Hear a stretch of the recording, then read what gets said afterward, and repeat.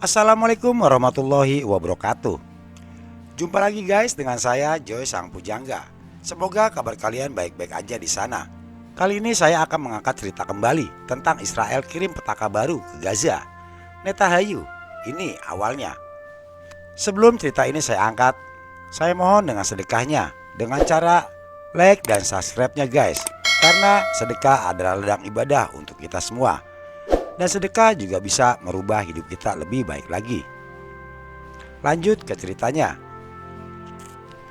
Pasukan Israel melancarkan operasi darat tahap baru melawan kelompok Hamas di Gaza pada hari ini, Minggu 29 Oktober 2023. Perdana Menteri Israel, Benjamin Netanyahu, mengatakan ini sebagai fase kedua dari Perang 3 minggu yang lalu, bertujuan untuk menghancurkan kelompok militer di Palestina. Penduduk Gaza yang terkepung hingga tak bisa mengakses komunikasi dan internet hampir total, imbas bombardir tanpa ampun dari pesawat dan tank tempur Israel. Para panglima militer Israel memberi isyarat bahwa mereka bersiap untuk melakukan serangan darat yang diperluas. Netanyahu memperingatkan Israel akan menghadapi perang yang panjang dan sulit, tetapi tidak menyebut serangan saat ini sebagai invasi ke Palestina. Pemerintahan Joe Biden telah menyarankan Israel untuk segera menunda serangan habis-habisan, namun Netanyahu menolak. Netanyahu berjanji akan berusaha semaksimal mungkin untuk membebaskan lebih dari 200 sandera, termasuk warga Amerika dan orang asing lainnya yang ditahan oleh Hamas. Ini adalah perang tahap kedua yang tujuannya jelas, menghancurkan pemerintahan dan kemampuan militer Hamas, serta memulangkan para sandera, kata Netanyahu, dikutip dari Metro. Kami baru berada di tahap awal, katanya. Kami akan menghancurkan musuh di atas dan di bawah tanah. Israel telah memperketat blokade dan membom Gaza selama 3 minggu, sejak serangan dahsyat kelompok Islam Hamas pada 7 Oktober. Setidaknya 1.400 warga Israel terbunuh pada hari paling mematikan dalam 75 tahun sejarah negara itu, kata pihak berwenang Israel. Negara-negara barat pada umumnya mendukung serangan pembelaan di Israel. Namun terdapat kecaman internasional yang meningkat atas jumlah korban akibat pemboman tersebut dan meningkatnya seruan untuk tidak kemanusiaan agar bantuan dapat menjangkau warga sipil Gaza dan meringankan krisis kemanusiaan. Otoritas medis di jalur Gaza yang berpenduduk 2,3 juta orang mengatakan 7.650 warga Palestina tewas dalam kampanye Israel untuk melenyapkan militer Hamas. Presiden Mahmud Abbas mengatakan, rakyat kami di jalur Gaza sedang menghadapi perang genosida dan pembantaian yang dilakukan oleh pasukan penduduk Israel di hadapan seluruh dunia.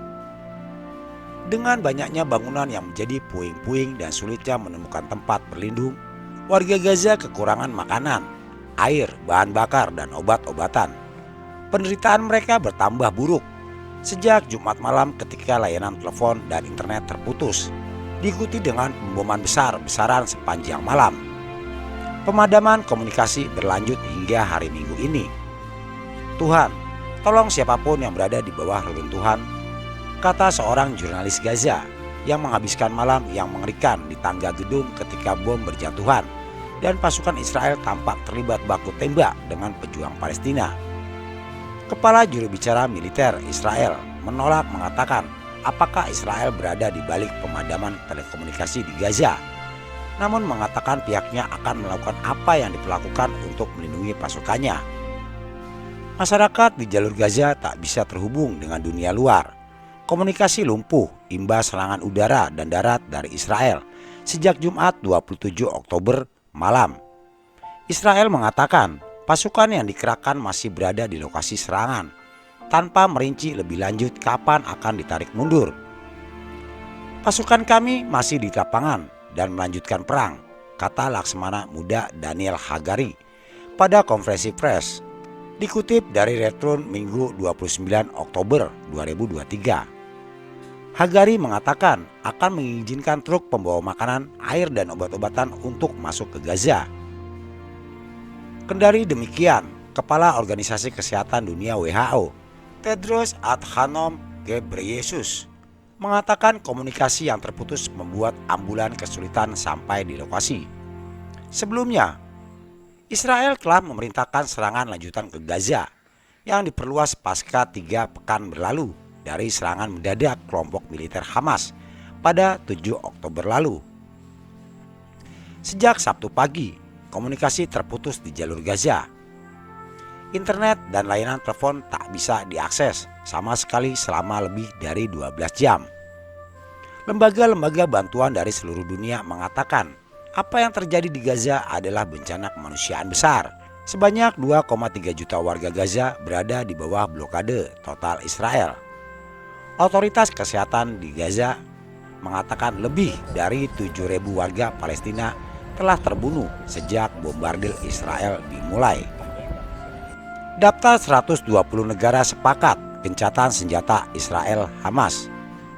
Majelis Umum PBB menyerukan gencatan senjata demi kemanusiaan yang bersifat segera, tahan lama dan berkelanjutan antara Israel dan Hamas.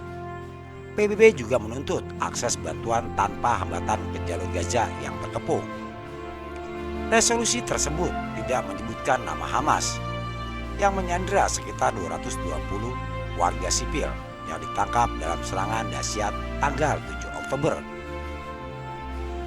Namun mereka menyerukan pembebasan serangan dan tanpa syarat semua warga sipil yang ditawan secara ilegal dan menuntut keselamatan dan perlakuan manusiawi, serta mengutuk serangan terhadap warga sipil Palestina dan Israel. Keputusan tersebut disahkan dengan 120 suara mendukung, sementara 45 absen dan 14 suara, termasuk Israel dan Amerika Serikat, memberikan suara menentang. Mosi yang dirancang oleh Yordania ini sayangnya tidak mengikat, namun memiliki bobot politik yang mencerminkan sejauh mana Amerika Serikat dan Israel tersosialisasi secara internasional ketika Israel meningkatkan operasi daratnya. Adapun upaya untuk menuntut pembebasan sandera segera disetujui oleh 88/5,5 gagal, memenangkan 2/3 mayoritas yang disyaratkan. Hal ini seiring dengan tekanan Amerika Serikat dan Israel.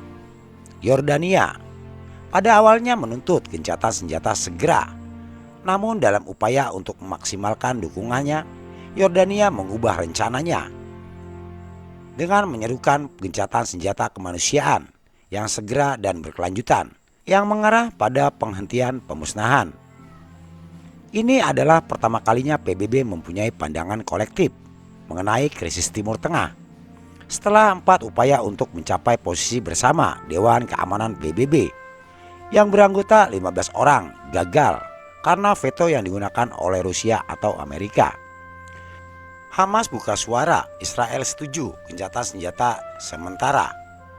Hamas memberi respon di tengah pemberitaan pemerintah Israel dilaporkan setuju dengan kesepakatan gencatan senjata sementara.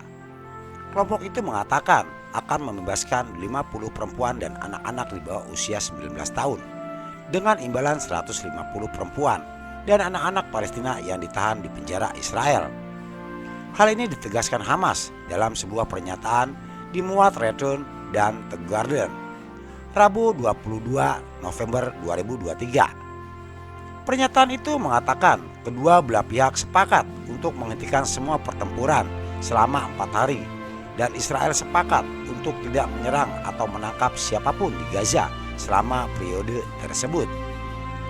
Lalu lintas udara dihentikan sepenuhnya di Gaza selama 4 hari dan selama 6 jam setiap hari di utara, kata Hamas.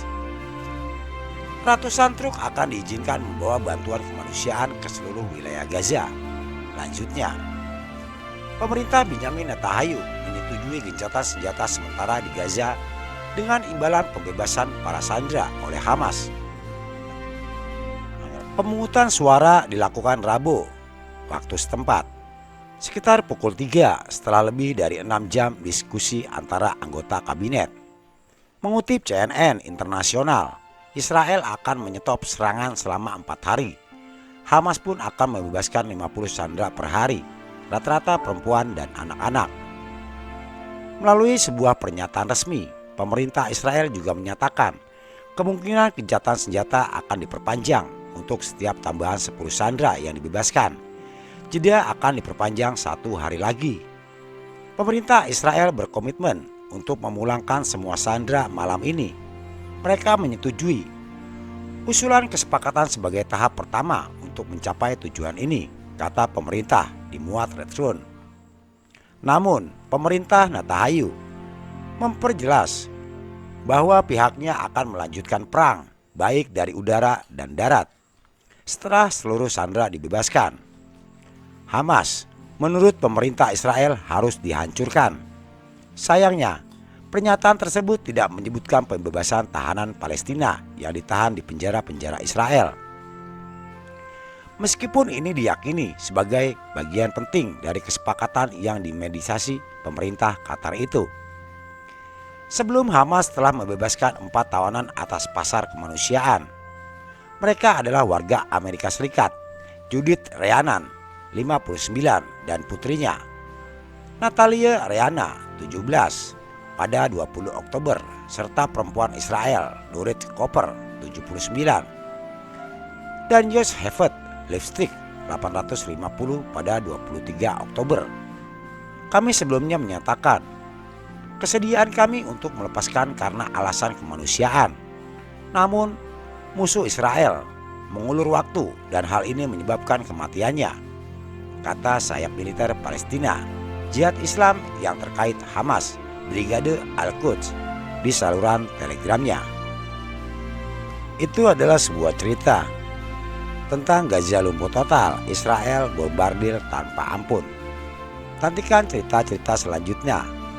Saya Joy Sang Pujangga. Assalamualaikum warahmatullahi wabarakatuh.